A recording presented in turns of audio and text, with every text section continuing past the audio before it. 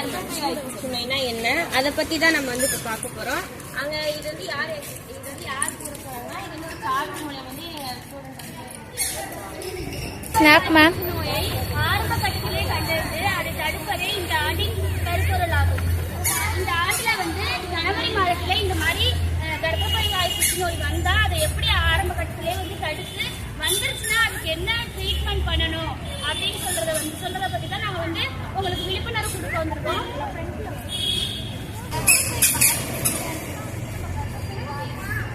இந்த இடத்துல இருக்க செல்கள்லாம் வந்து அசாதாரணமா வளர்றதுதான் வந்து புற்றுநோய் அப்படின்னு சொல்றோம். இந்த புற்றுநோய் வந்து எதனால வருதுன்னா ஹியூமன் பேப்பிலோமா வைரஸ் அப்படிங்கிற வைரஸ் மூலமா தான் வருது. இந்த வைரஸ் வந்து 2 வகையா இருக்கு.